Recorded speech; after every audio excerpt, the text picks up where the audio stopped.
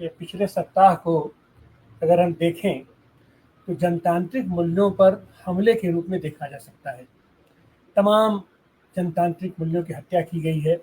हम बनारस से ही शुरू करते हैं। बनारस में सर्व सेवा संघ में आज 32वां दिन है वहाँ सत्याग्रह का। वहाँ कोई सुनने वाला नहीं है। बनारस में कुछ लक्खी मेला होते हैं, सांस्कृतिक नगरी है। कल अभी वहाँ भरत मिलाप था। उसका एक लंबा इतिहास, लंबी परंपरा है। उसमें राजा बनारस आते हैं, काशी नरेश आते हैं और गिन्नी देते हैं, भेंट देते हैं। और खास करके जो उनका विमान लेके चलते हैं वो यादव लोग चलते हैं। कल इतिहास में पहली बार उन यादवों के ऊपर लाठीचार्ज किया गया। तो यह भी कि आदमी अपने परंपराओं को भी वो अपना देखता नहीं है। लाखों की भीड़ बहुत पहले से वहां हुआ करती थी और कहीं कोई व्यवस्था नहीं थी। इस बार ऐसी कौन सी स्थिति आ गई? वही स्थिति बहराइच में भी हुआ है। अपने बहराइच में जुलूस के बीच में दंगे जैसी स्थिति आई और उसकी कैसी क्या स्थिति आई उसको डिटेल में तो अपना देखा जा सकता है कि उसमें क्या हुआ है। और इस बीच सोनम वांगचुक को जिस तरीके से गिरफ्तार किया गया, और सबसे बड़ी घटना जो हुई है कि बाबा सिद्दीकी की हत्या हुई अभी बंबई में। उनकी हत्या किन संदर्भों में हुई, कैसे संदर्भों में हुई, और वो तो एक तरीके से संरक्षित है, सत्ता से संरक्षित है, सत्ता के ही खेल में उसकी हत्या की गई। और अभी ये 12 तारीख को जो हम लोग तो उनको जो उनकी मृत्यु नहीं मानते हैं, उनकी हत्या की गई है बाबा साईं बाबा की, कि एक 90% विकलांग आदमी को 9 साल तक आप जेलों में तमाम मानवीय मूल्यों का हनन करते हुए, तमाम जनतांत्रिक मूल्यों का हनन करते हुए आपने एक मेधा संपन्न क्रांतिकारी नेता का की आपने हत्या कर दी। और यही संदर्भ हुआ 11 तारीख को लखनऊ में जो एक समाजवादी संग्रहालय वहां बनाया जा रहा है। 12 साल से लगातार आपने उसको रोक दिया है, व्यवधान कर दिया है। और जयप्रकाश नारायण की ही कंधे पर बैठ करके आज की तारीख में ये सरकार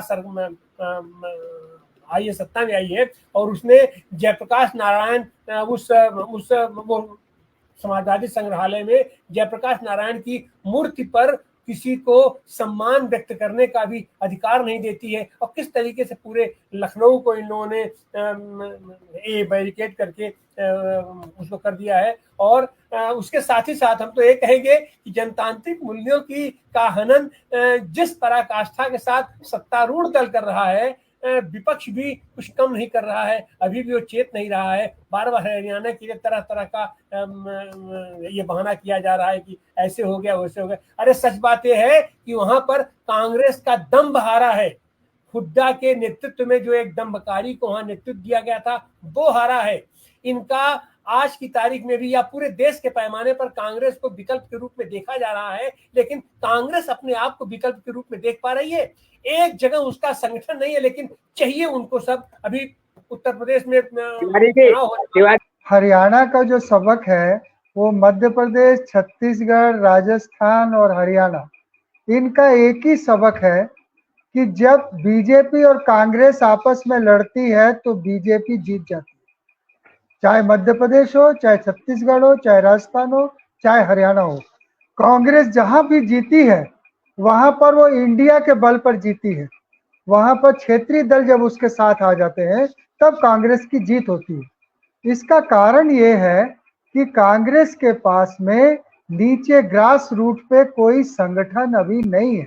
नेता है, जनता वोट देना चाहती है कांग्रेस को, लेकिन उस वोट को बूथ तक पहुंचाने की जो मिशनरी है वो कांग्रेस की बहुत कमजोर है और बीजेपी की बहुत ताकतवर है। यही हरियाणा का सबसे बड़ा सबक है।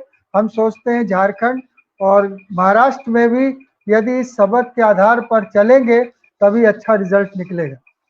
दूसरी बात जो मैं कहना चाहूँगा, पिछले हफ्ते बहुत ही कहना चाहिए कि सोचनीय घटनाएं हमारे देश में हुई है। और चुनाव में तो जो हुआ, उसके अलावा पिछले हफ्ते 3 लोग हमसे, जो एक राष्ट्रीय विभूतियां थी, वो हमसे विदा ले ली। एक जिनका जिक्र हुआ रतन टाटा। रतन टाटा एक पूंजीपति होते हुए भी अपना जीवन बड़ी सादगी से व्यतीत किए और अपना अधिकांश पैसा जो है उन्होंने चैरिटी में खर्च किया। ये जो गांधी जी का पूंजी के साथ जो एक वो था कि पूंजी को हमको दुश्मन नहीं मानना चाहिए, देखा जाए तो कुछ हद तक रतन टाटा ने पूंजी का देश के लिए और समाज के लिए इस्तेमाल किया है। दूसरी बात, जो बाबा सिद्दीकी की हत्या हुई है, जो हजारों करोड़ का मालिक है, इतना बड़ा व्यक्ति है, नेता है, पॉलिटिशियन है, समाज सेवी है, और उस व्यक्ति को 50,000 की सुपारी पे मारा जा सकता है। ये एक सोचने की बात है कि हमारा देश कहाँ जा रहा है। 50,000 के लालच में किसी भी व्यक्ति की जान ली जा सकती है, ये एक उदाहरण है। और हम जो नौजवानों की फौज तैयार कर रहे हैं, अभी हम लोग जो दुर्गा पूजा में दशहरे के जुलूस देखे हैं, जिस तरीके से उन्मादी युवा शक्ति का रूप हमको देखने को मिला है, जो बेरोजगार है, जिसके पास कोई भविष्य नहीं है और सिर्फ उन्माद है उसके अंदर, आने वाले समय में वो देश को कहाँ ले जाएगी वो युवा शक्ति, ये एक सोचने की बात है। तीसरी बात जो कहना चाहता हूँ, जीएन साईं बाबा जो 90% विकलांग थे, उन्हें अंडा सेल में जहां रखा गया था नागपुर में, कमोड तक नहीं दिया गया, और वहीं पर जो लॉरेंस बिश्नोई है वो हमारी जेलों में रह रहा है और भीतर से बैठ के हत्याएं करवा रहा है, और हम लोग की व्यवस्था, हमारा शासन, हमारी सत्ता जो है मूक दर्शक बनी हुई है। और वहां पर कोई लॉरेंस पक्ष में भी लोग उसको, लॉरेंस बिश्नोई को जो है हीरो मान रहे हैं, ये भी एक कितनी बड़ी बात है और एक बड़ी चिंताजनक बात है। और एक चीज हमको समझना चाहिए कि जीएन साईं बाबा की जो मृत्यु है वो एक संस्थागत हत्या है, और संस्थागत हत्या जो होती है वो ना केवल मानवता, ना केवल लोकतंत्र, बल्कि वो न्याय प्रणाली पर भी भरोसा जो है उसकी मौत होती है। तो ये सब बातें जो है बहुत चिंताजनक है, सोचनी है, और देश के भविष्य की ओर इशारा कर रही है कि हम कहाँ जा रहे हैं। अभी हमको कल जो है गौरी लंकेश के जो हत्यारे थे उनको भी रिहाई मिल गई है, और उनका भी वैसे ही स्वागत किया जा रहा है जैसे बिल्किस बानो के